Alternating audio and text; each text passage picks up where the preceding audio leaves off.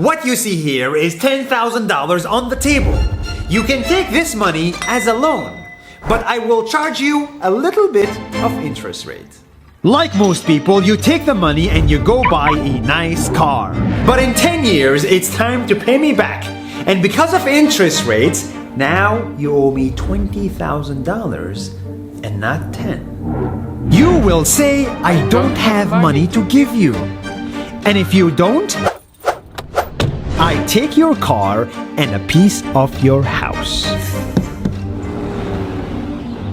Damn. This is how debt works. And after 3 years of traveling the world, I noticed that this is exactly what China is doing.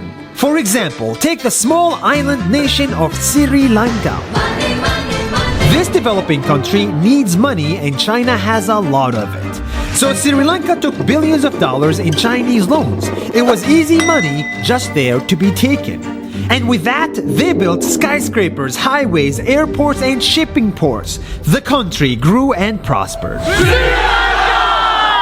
But few years later, this easy money came with interest rates, and Sri Lanka was so much in debt that it couldn't pay back China its money. And the only way out was to give China control of what they had built. In other words, Sri Lanka lost a piece of its home to China because of debt. This is the Chinese money trap. And it's a real thing I saw all over the world. In Papua New Guinea, I saw $2 billion in loans given by the Chinese to build skyscrapers, infrastructures, and ports.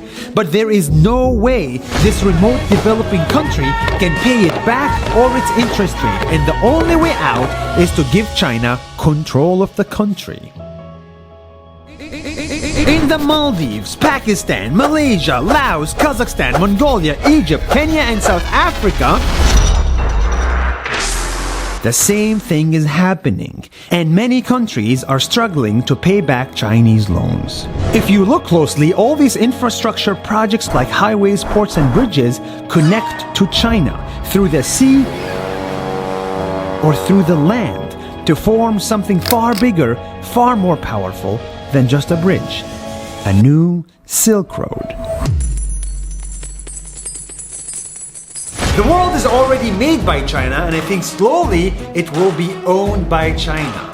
Don't get me wrong, building bridges, ports, highways, and airports is a great thing for the people and the country, but they come at a very high cost. And when these countries can't pay back the loans, these countries will lose their homes. One thing my parents had taught me is that there's no such thing as a free lunch or a free ride. So if we're not careful with our money or other people's money, then we better start learning Chinese. 下周见。